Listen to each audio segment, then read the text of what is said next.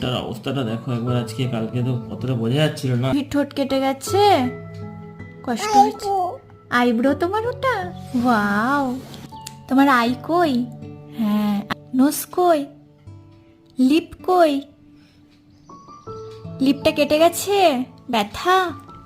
Tongue কই? Teeth কই? Teeth. Hair কই? বাহ। হ্যান্ড কই? হ্যান্ড। ফিঙ্গার কই?